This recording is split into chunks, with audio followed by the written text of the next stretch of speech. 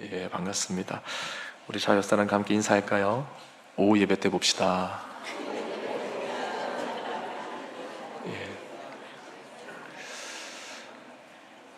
우린 지난 시간에 사울을 충분히 죽일 수 있었지만 하나님의 주권과 소유권을 인정하면서 끝까지 선을 넘지 않은 다윗의 모습을 살펴보았습니다. 그런데 안타깝게도 오늘 본문에서는 하나님께 묻지 않고 자기 마음대로 살 길을 찾아 나가는 다윗의 모습을 보게 됩니다. 바로 블레셋으로 도망하는 장면을 우리가 보게 되는데 그 이유가 1절에 나옵니다. 왜 블레셋으로 도망갔을까? 다윗이 그 마음에 생각하기를 내가 후일에는 그러니까 지금까지는 이제 그나마 괜찮았다는 거예요. 우리 지난 시간에 살펴봤지 않습니까? 그 사울과의 관계가 많이 좀 뭔가 이렇게 완화되는 그런 느낌을 우리가 볼 수가 있었죠. 그런데 내가 후일에는 사울의 손에 붙잡히리니 블레셋 사람들의 땅으로 피하여 들어가는 것이 좋으리로다. 사울이 이스라엘 온 영토 내에서 다시 나를 찾다가 단념하리니 내가 그의 손에서 벗어나리라. 자, 1절 말씀을 이제 유심히 보시면 지금 다윗이 생각하고 있는 겁니다. 지금은 사울이 우리 지난 시간에 살펴본 것처럼 나에게 감동을 해서 그렇게 고백했죠. 다윗아, 내 아들 다윗아, 내가 대단히 잘못했다. 네가 앞으로 승리할 것이다. 네가 왕이 될 것이다. 그런 고백을 사울이 했지만 다시 한번 생각해 보니까 이 사울이 너무 변덕스럽다. 그렇게 생각을 한 것 같아요. 그래서 내가 이곳에 가만히 있다가는 나중에 또 사울의 손에 또 붙잡히게 될 것이다. 이제 그 두려운 마음이 다윗 안에 쑥 들어온 겁니다. 그래서 아예 블레셋으로 가야겠다. 그러니까 이스라엘 영토 바깥으로 나가야겠다. 나가면은 나를 찾지 않겠지. 이제 그런 생각을 지금 하고 있는 거죠. 여러분 지금 다윗이 가지고 있는 이 생각 왠지 익숙하지 않으십니까? 다윗이 이런 생각을 지금 처음 하는 거 아니잖아요. 기억나시죠? 예. 지난번에도 이와 유사한 상황이 있었습니다. 21장에 보시면 다윗이 비슷한 생각을 가지고 블레셋 가드로 도망하는 장면이 나옵니다. 당시에도 다윗은 하나님께 묻지 않았어요. 사울에 대한 두려움으로 워낙 그 마음이 이제 초조하다 보니까 하나님께 묻지 않고 섣불리 이스라엘을 벗어났습니다. 이제 그랬다가 어떻게 됐습니까? 혼쭐이 나죠. 죽을 뻔했죠. 자기를 경계하고 알아보고 경계하는 그 블레셋 그 신하들, 그 왕의 신하들과 또 왕 앞에서 이제 자기의 목숨이 위태로워졌다는 것을 알고 이제 어떻게 그 위기를 모면했습니까? 미친 척을 하는 거죠. 그 당시 이제 수염을 기르고 있었기 때문에 침을 막 질질 흘립니다. 침을 막 흐르고 미친 짓을 하면 행동을 하면서 이제 위기를 겨우 이제 모면하는 이제 그런 일이 있었지 않았습니까? 그런데 오늘 본문에서 다윗이 또다시 블레셋으로 도망을 하고 있는 거예요. 이번에도 하나님께 묻지 않습니다. 그 이유가 뭐냐? 똑같아요. 사울이 두려웠기 때문이에요. 여러분 우리는 동일한 실수를 항상 반복합니다. 그러니까 같은 죄를 반복해서 짓는단 말이에요. 이러면 안 되지 하고 돌아섰다가도 시간이 흐르고 비슷한 상황이 되면 또 똑같은 죄를 반복합니다. 그래서 성경은 우리의 선한 행실과 노력으로는 우리의 죄를 만회할 수 없다 그렇게 가르치고 있는 거죠. 우리는 계속해서 반복하는 존재이기 때문에. 그러니까 저와 여러분은 계속해서 반복하는 존재예요. 좋은 것을 반복하면 좋겠지만 우린 좋은 것을 잘 반복하지 않습니다. 운동을 하는 것만 봐도 알잖아요. 운동하면 좋은 거 다 알죠? 반복하십니까? 예. 맛있는 것만 먹다 보면 몸에 해로운 거 알죠? 근데 반복해서 먹습니까? 안 먹습니까? 그렇죠. 우리는 나쁜 것, 해로운 것을 반복하는 존재예요. 그렇기 때문에 우리가 아무리 선한 행실과 노력으로 우리의 죄 문제를 해결하려고 해도 결국에는 또 무너지고 마는 겁니다. 그래서 여러분 우리에게 필요한 것이 바로 이러한 우리의 모든 약함과 악함, 이 모든 죄 문제를 해결할 수 있는 예수님의 십자가가 필요하다라고 성경이 우리에게 말씀하고 있는 거죠. 아무런 죄가 없으신 하나님의 아들 예수 그리스도께서 저와 여러분의 죄를 대신해서 십자가에서 죄값을 치르시는 죽음을 죽으셨기 때문에 이상열이라고 하는 한 인간의 모든 죄가 다 사함을 받았다. 그렇게 가르쳐주고 있습니다. 내가 죄인이기 때문에 나의 선한 행실과 노력은 죄에 물든 행실과 노력이라는 사실을 여러분 잊어서는 안 됩니다. 우리가 행하는 모든 선행과 헌신과 공로는 그러니까 남들이 여러분을 칭찬하는 어깨가 으쓱할 만한 그런 내용들이 살아가다 보면 있지 않습니까? 근데 그런 모든 내용들은 결국 다 죄에 물든 것이라는 거죠. 그래서 우리가 갖고 있는 의는 어떤 의냐? 따라하겠습니다. 죄에 물든 의. 네, 이거 꼭 기억하십시오. 여러분들이 행하는 모든 의는 죄에 물든 의예요. 그러니까 이것을 가지고는 우리가 하나님 앞에 나갈 수가 없는 겁니다. 그것으로 우리의 약함과 악함을, 내 죄를 만회할 수가 없는 거예요. 그래서 예수를 믿는다는 것이 뭐냐? 바로 이겁니다. 예수를 믿지 않는 분들은 자신의 행위와 노력과 선함과 공로를 가지고 자신의 죄를 만회할 수 있다. 이게 예수님을 모르는 분들의 생각이고요. 예수님을 안다는 것은 뭡니까? 절대로 내 안에 무엇을 가지고 나의 약함과 악함을 만회할 수 없다라고 보는 게 예수님을 믿는 자들의 자세인 거예요. 그러면 다른 사람이 내 죄값을 대신해서 죽으면 내 죄 문제가 해결이 되는가? 당연히 그것도 아니겠죠. 이유는 분명하지 않습니까? 그 사람도 나와 똑같은 죄인이기 때문인 거죠. 그 사람이 나를 대신해서 죽는다고 죄 문제가 해결되는 것은 아닙니다. 집에 있는 자녀 2명이 아버지가 귀하게 아끼는 한 5억짜리 도자기를 깨트렸다고 봐요. 근데 아들 둘이서 서로 내가 네 죄를 사하노라, 내가 너의 죄를 사하노라, 이게 사해지는 겁니까? 안 된다는 거죠. 우리는 하나님의 영광을 가리운 죄인인데 이 죄를 나의 의로 만회할 수가 없는 겁니다. 하나님을 반역하고 하나님께 불순종한 아담의 후손들이라는 거죠. 우리끼리 죄를 용서한다고, 우리끼리 서로 사랑하고 축복한다고 살만한 세상 되는 것 절대 아닙니다. 근데 하나님을 모르는 인본주의자들이 하는 얘기가 뭐냐면 우리끼리 사랑하고 우리끼리 서로 돕고 우리끼리 격려하고 우리끼리 서로 우애를 가지면 이 세상이 살만한 세상이 된다라고 보는 거죠. 그게 인본주의입니다, 여러분. 그거 아니라는 거죠. 그래서 우리에게 필요한 것이 뭐냐? 우리에게 필요한 것은 죄에 물들지 않은 의가 필요한 거예요. 죄에 물들지 않은 의, 하나님이 인정하시는 의. 그래서 죄가 없는 사람, 흠이 없는 사람, 그래서 나의 죄 문제를 대신 해결해 줄 수 있는 사람. 근데 그런 사람이 이 땅에 없단 말이죠. 그래서 하나님께서 친히 인간의 몸을 입고 오셔서 인간이 되셔서 하나님이 인정하시는 죄에 물들지 않은 거룩한 의가 되셨다라고 하는 것을 가르쳐주는 게 성경의 이야기입니다. 그래서 내 죄값을 대신 치르시기 위해서 인간의 몸으로 오셔서 하나님의 의로 내 죄값을 덮으신, 내 죄값을 치르시고 내 죄를 덮는 그 행위가 무엇이었냐라고 했을 때 그게 십자가에 달리는 사건이었다는 거예요.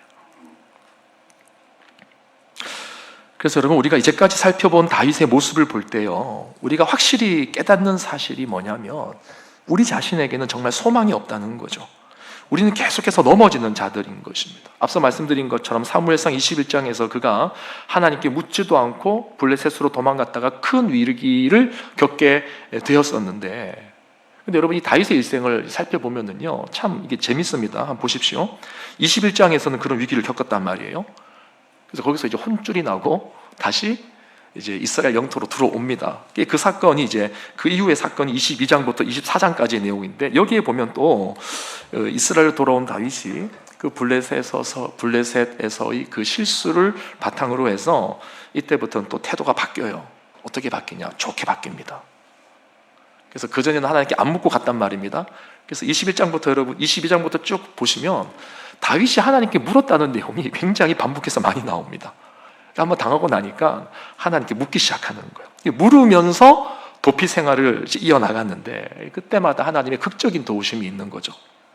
그리고 무엇보다도 24장에 보면 사울을 죽일 수 있는 기회가 있었지만 하나님을 경외함으로, 그러니까 끝까지 묻는 인생이다 보니까 하나님을 경외함으로 선을 넘지 않는 또 그런 은혜가 다윗에게 있었던 것 아닙니까? 아주 탁월한 모습이었던 거죠. 자, 그런데 25장 가면 또 어떻게 됩니까? 25장에서 또 어떤 일이 있었습니까? 또다시 무너지는 다윗의 모습을 우리가 보지 않습니까? 선을 악으로 갚으려는 나발에게 이 자존심이 짓밟힌 다윗은 순간 욱하는 마음에 복수의 칼을 꺼내들었다가 나발의 아내 아비가일의 지혜로운 처신으로 겨우 범죄하는 자리에서 벗어나게 됩니다. 그리고 또 26장으로 넘어오면 반대로 다시 한 번 더 신앙인으로서의 위대한 면모를 보여주었죠. 우리가 지난 시간에 살펴보지 않았습니까? 24장에서와 마찬가지로 자신을 추격하는 사울을 죽일 수 있었지만 동일하게 선을 넘지 않고 그를 살려줌으로써 다윗이 얼마나 하나님을 의식하고 살아가는 자였는가, 정말 어떤 신앙인의 위대한 면모를 우리에게 보여주지 않았습니까? 그러다가 이제 오늘 본문 27장으로 넘어오면 또 어떻게 됐다는 말이에요? 또 하나님께 묻지 않고 또 자기 마음대로 갈 길을 정해서 갔다는 거죠. 그러니까 여러분, 정리하면 지금 다윗의 이 도피 여정 우리가 해서 쭉 나열했는데, 이 도피 여정의 한계가 뭐냐? 다윗은 동일한 실수를 반복하고 있다는 거예요. 동일한 실수를 반복하고 있습니다. 그러니까 신앙의 컨디션이 좋았다가 나빴다가 또 좋았다가 나빴다가 이런 패턴을 반복하고 있는 거예요. 여러분, 위로가 되지 않으세요? 이것이 우리의 모습 아닙니까? 그런데 여러분, 이것은 단순히 위로의 문제가 아니고요, 여기서 한 걸음 더 나아가서 우리가 깨달아야 될 것이 뭐냐면, 다윗에게도 소망이 없고 나에게도 소망이 없다는 것을 지금 하나님께서 저와 여러분에게 가르쳐주고 있다는 사실이에요. 그거를 깨달아야 된다는 거죠. 이것을 깨닫지 못하면 우리가 성경을 잘못 읽는 겁니다. 다윗의 패턴이 곧 내 인생의 패턴이라는 거죠. 그래서 우리에게 필요한 분이 누구냐? 다윗이 볼 때는요, 사울이 변덕스러운 거예요. 사울이 다시 다윗을 잡으려고 했다가 나중에 아들아 네가 왕이 될 줄 안다 그랬다가 또 잡으러 왔다가 또 그 다음에는 또 네가 승리할 것이다, 내가 대단히 잘못했다. 그러니까 다윗의 입장에서 누가 변덕스러운 거예요? 사울이 변덕스러워요. 근데 하나님 입장에서 볼 때는 다윗은 어떻습니까? 다윗도 변덕스러운 거예요. 이게 우리의 모습이라는 거죠. 성경이 가르쳐주는 것은 이겁니다. 사울만 변덕스러운 게 아니라 너와 나도 변덕스럽다, 이걸 알아라는 거죠. 그래서 우리에게 필요한 분이 변덕스럽지도 않고 나와 동일한 패턴도 가지지 않으신, 그러면서도 죄에 물들지 않은 예수 그리스도가 우리에게 필요하다는 거예요. 빌립보서 2장 6절 8절을 보면, 그는 근본 하나님의 본체이시나 하나님과 동등됨을 취할 것으로 여기지 아니하시고 오히려 자기를 비워 종의 형체를 가지사 사람들과 같이 되셨고 사람의 모양으로 나타나사 자기를 낮추시고 죽기까지 복종하셨으니 곧 십자가에 죽으심이라. 자, 여기 보면 사람들과 같이 되셨고 사람의 모양으로 나타났다. 이 사람이라는 단어가 두 번이나 들어가서 강조하고 있습니다. 왜 사람의 모양으로 죽으셨나? 이사야서 53장 5절 6절은 이렇게 말합니다. 다 함께 읽어봅니다. 시작. 그가 찔림은 우리의 허물 때문이요 그가 상함은 우리의 죄악 때문이라. 그가 징계를 받음으로 우리는 평화를 누리고 그가 채찍에 맞음으로 우리는 나음을 받았도다. 우리는 다 양 같아서 길을 잃고 각기 제 길로 갔거늘 여호와께서는 우리 모두의 죄악을 그에게 담당시키셨도다. 여호와께서는 우리의 모든 죄악을 사람의 모양으로 오신 그에게 담당시키셨도다, 그 말이에요. 하나님께서 우리의 죄값을 치르시기 위해서, 우리에게 진정한 생명과 회복과 치유와 나음과 평화를 주시기 위해서, 이 말은 무슨 말이냐면 죄의 형벌을 그대로 받지 않도록 하시기 위해서라는 말입니다. 그러기 위해서 어떻게 하셨냐? 예수 그리스도, 죄에 물들지 않은 예수 그리스도를 구원의 제물로 삼으셨다는 거예요. 그래서 마태복음 20장 28절은 이렇게 말합니다. 같이 읽어봅니다. 시작. 인자가 온 것은 섬김을 받으려 함이 아니라 도리어 섬기려 하고 자기 목숨을 많은 사람의 대속물로 주려 함이라. 인자가 온 것은, 예수님이 온 것은, 예수님이 십자가에 죽으신 것은 많은 사람의 대속물로 죽으신 것이다. 우리의 죄값을 치르시기 위해서 대신 죽으신 것이다. 우리의 의는 다 죄로 물들었기 때문에, 죄에 물들지 않은 의가 필요해서, 근데 그런 사람이 세상에 없어서 하나님이 친히 사람의 모양으로 오셔서 우리의 죄값을 치르시는 그 의를 행하셨다 말씀하시는 거죠. 그리고 또 이 모든 구원의 계획이 바로 우리를 살리시기 위한 하나님의 작정이었다라고 로마서 5장 8절은 말합니다. 같이 읽어봅니다. 시작. 우리가 아직 죄인 되었을 때에 그리스도께서 우리를 위하여 죽으심으로 하나님께서 우리에 대한 자기의 사랑을 확증하셨느니라. 이 모든 것은 결국 하나님의 사랑의 확증을 하기 위한 일이라는 거죠. 하나님이 여러분을 사랑하십니다. 하나님이 우리를 사랑하십니다. 하나님은 여러분이 불편해하는 그 사람도 사랑하십니다. 약해지세요.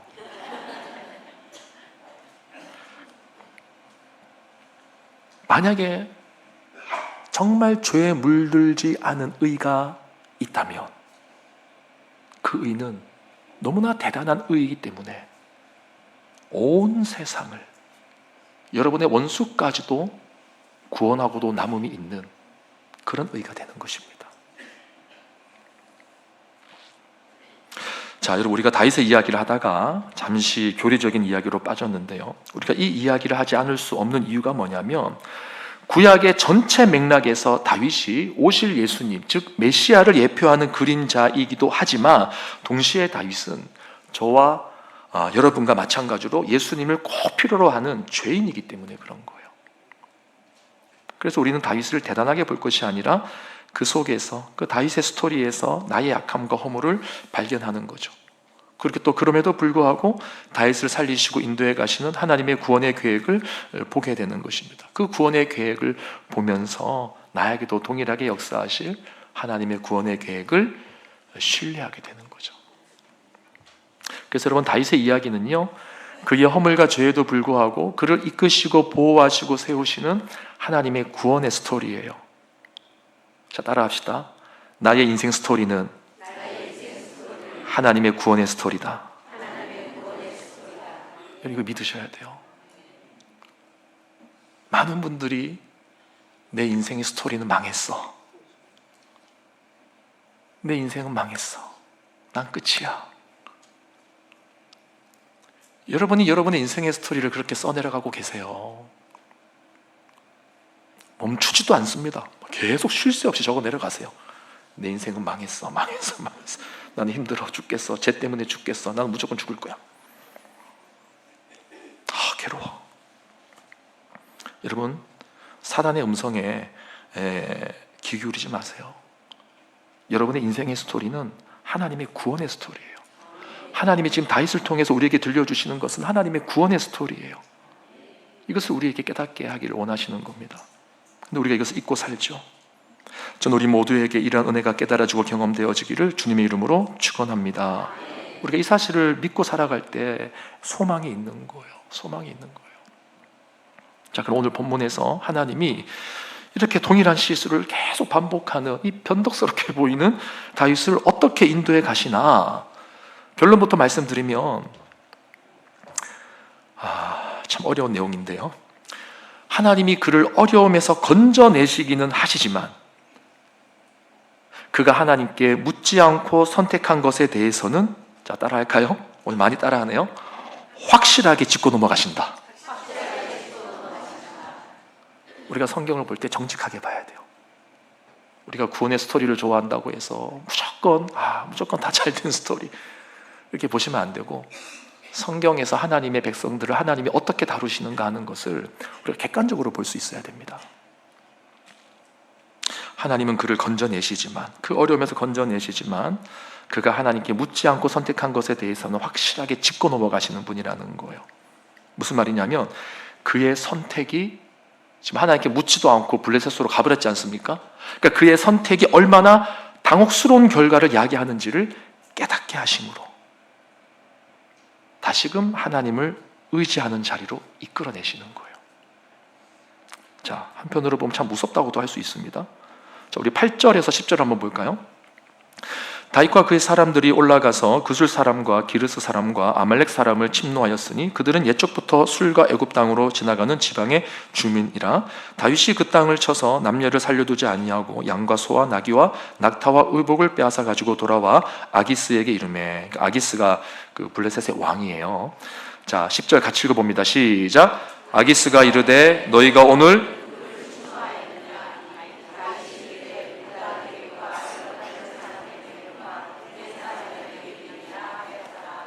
자, 이게 무슨 말인가 하면 지금 블레셋으로 도망한 다윗이 이제 가드라고 하는 도시 국가의 왕의 마음에 들기 위해서 이제 거짓말을 하는 장면입니다. 참고로 알아두실 것은 블레셋은 한 나라긴 하지만 이게 도시 연합 국가예요. 제가 말씀드린 적이 있죠. 크게 5도시가 있습니다. 그 도시 중에 하나가 가드라고 하는 도시예요. 그러니까 각 도시마다 이제 도시 국가니까 왕이 있는 거예요. 그래서 이 도시 국가의 연합체가 블레셋입니다. 그러니까 다윗이 지금 어디로 도망갔냐면 가드라고 하는 도시로 도망간 거예요. 그 도시 국가로. 근데 그 가드의 왕이 누구냐? 아기스 왕입니다.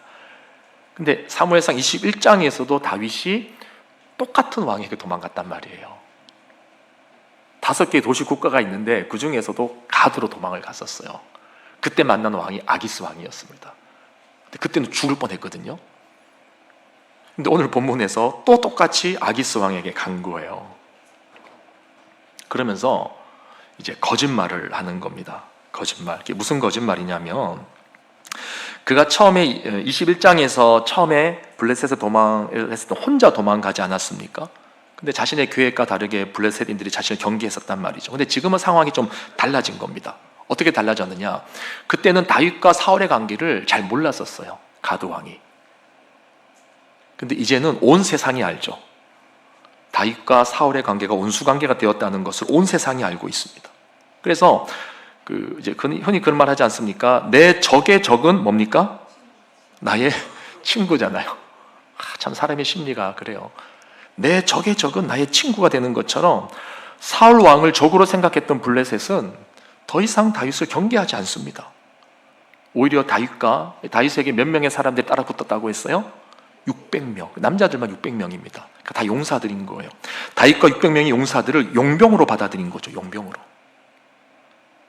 그리고 다윗 역시도 가드 왕의 의심을 받지 않기 위해서 아까 우리가 거짓말을 했다고 했잖아요. 그 거짓말의 내용이 뭐냐면 이스라엘을 공격하는 모습을 보여주는데 실제로는 이스라엘을 공격한 것이 아니라 주변의 다른 이방 민족들을 멸한 것입니다. 그래서 8절 다시 보실까요? 8절 말씀처럼 그술 사람과 기르스 사람과 아말렉 사람을 침노하고 약탈했다라고 되어 있는데 사실은 아기스 왕에게 보고할 때는 이스라엘을 약탈했다, 이스라엘을 공격했다라고 거짓말을 한 거예요. 이해 가시죠? 이 상황이? 아마도 다윗은 이때까지만 해도 자신이 꽤 머리를 잘 쓰고 있다고 생각을 했던 것 같습니다. 왜냐하면 다윗의 이 거짓말을 아기스가 철석같이 믿었다고 나와요. 그래서 6절을 보십시오. 6절에 보면 무려 1년 4개월 동안이나 다윗이 그러한 방식으로 그곳에서 잘 지냈던 거예요. 1년 4개월이나. 아기스 왕이 눈치를 못 챕니다. 그러니까 하나님께 묻지 않고 결정한 그러한 삶의 방식이 어느 정도 먹혀 들어갔다는 거예요. 여러분, 우리도 이럴 수 있지 않습니까? 우리가 하나님께 묻지 않고 한 결정을 하나님께서 당장에 막으시고 그러는 게 아니라는 거죠. 그냥 지켜보시는 거. 하나님은 그냥 지켜보시는 거예요. 저는 2가지 이유가 있다고 생각합니다. 첫 번째는 돌아설 수 있는 기회를 주시는 거죠.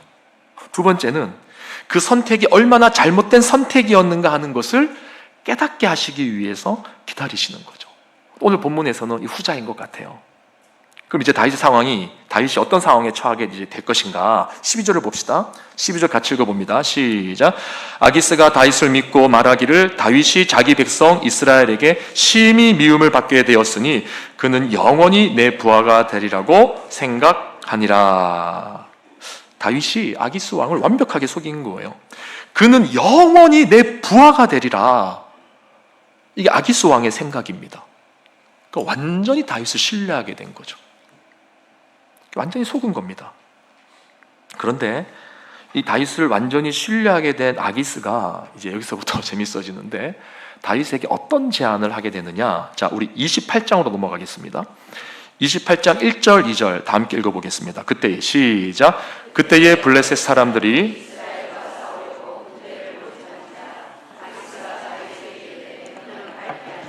너와 내 사람들이 나와 함께 나가서 군대에 참가할 것이니라. 다윗이 아기스에게 이르되 그러면 당신의 종이 행할 바를 아시리이다 하니 아기스가 다윗에게 이르되 그러면 내가 너를 영원히 내 머리 지키는 자를 삼으리라 하니라. 내가 너를 영원히 내 머리 지키는 자를 삼으리라. 이게 무슨 말이냐면 아기스 왕이 다윗에게 말하는 거예요. 네가 나의 호위무사가 될 거다. 여러분, 지금 상황이 아주 재밌게 돌아가는 겁니다. 다윗은 사울이 무서워서 피해 있는 거예요. 블레셋에. 하나님께 묻지 않고 이스라엘을 벗어난 겁니다. 그리고 거기서 안정된 생활을 하기 위해서 거짓말을 하면서 버티고 있는 거예요. 그런데 이때 블레셋이 이스라엘과 전쟁을 선포하는, 다윗이 생각지도 못했던 변수가 발생해 버리는 겁니다. 그리고 아기스 왕이 다윗과 600명 용사들에게 이 전쟁에 참여할 것을 요구하는 거예요. 이게 어떤 장면인지 아시겠죠? 하나님에 의해 이스라엘의 왕으로 기름 부음을 받은 자가 이제 얼마 지나지 않아 하나님의 백성들과 싸우게 된 거예요. 여러분, 다윗의 입장이 얼마나 곤란했겠습니까?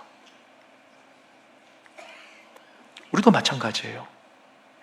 우리가 하나님께 묻지 않고 가는 길이 처음에는 잘 풀리는 듯해도, 처음에는 1년 4개월 동안 내 인생에 뭔가 잘 풀리는 것처럼 보여도 언젠가는 나의 생각과 판단이 얼마나 어리석은 것이었는가 하는 것을 깨닫게 되는 날이 분명히 온다는 거예요. 하나님의 백성들에게는 하나님께서 반드시 이런 상황을 만드십니다. 깨달아야 되기 때문이에요. 그래서 여러분, 한 번 더 따라해 볼까요? 처음부터 묻자. 네. 여러분, 처음부터 물으셔야 돼요. 우리가 항상 같은 실수를 반복할 수밖에 없는 연약한 죄인임을 인정하고 항상 하나님께 여쭈어야 되는 거예요. 특별히 위기의 순간에 내게 두려움이 몰려와서 내 계산과 판단이 앞서려고 할 때, 마음이 다급할 때, 그때는 반드시 물으셔야 됩니다. 이게 저도 잘 안 돼요. 급한데 여러분. 그래서 우리에게 소망이 없다는 거죠. 이게 잘 되면 우리에게 소망이 있는 겁니다. 근데 안 되는 거죠. 아담 이후로 우리의 죄성이 뭐냐면, 자, 너무너무 잘 아시죠? 뱀이 하와를 유혹할 때 뭐라고 유혹했어요? 이거 먹어라. 이거 먹으면 네 눈이 밝아져서 그 다음에 뭐예요? 하나님과 같이 되리라. 그러니까 우리의 죄성의 DNA의 핵심이 뭐냐면 하나님과 되고 싶은 마음이에요. 하나님과 되고 싶은 마음. 가정에서 남편이 아내에게 하나님처럼 군림하려고 하는 거죠. 아내는 남편에게 하나님처럼 되고 싶은 거예요. 부모가 자녀에게 하나님처럼 되고 싶은 거예요. 내 마음대로 그냥 막 하고 싶은 거죠. 그냥 사회에서도 마찬가지고 교회에서도 마찬가지고 내 마음대로 하고 싶은 거예요. 그냥 그게 죄성입니다. 죄성. 내가 판단하고 내가 계획하고 내가 결정하려고 하는 거.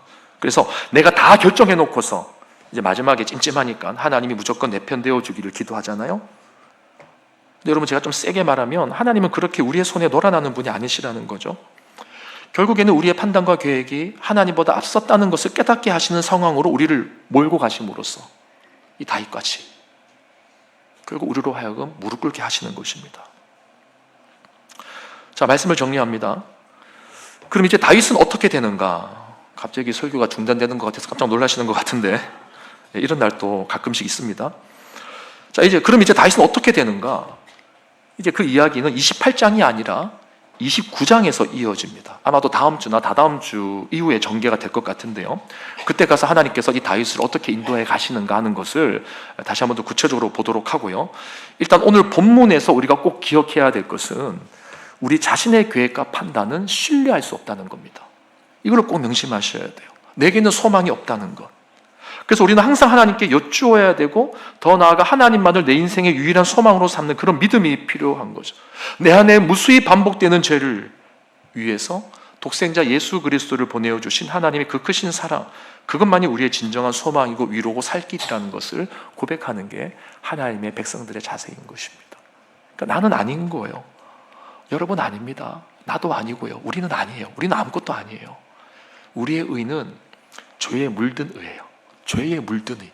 여러분, 죄에 물든 의가 무슨 가치가 있겠습니까? 근데 우리는 그걸 내세우고 살아간다는 거예요. 근데 그거 하지 말라는 거예요. 그러니까 죄에 물든 의를 내세우고 살아가는 자들은 죄에 물들지 않은 의를 볼 수가 없습니다. 예수 그리스도가 안 보이는 거예요. 아무쪼록 오늘 이 말씀을 우리 가슴에 새기시면서 다윗의 실수를 반복하지 않고 하나님의 뜻을 찾고 구하는 그런 우리 모두가 될 수 있게 되기를 주님의 이름으로 축원합니다. 우리 다 함께 일어나서 찬양할 때 내 이름은 난 몰라요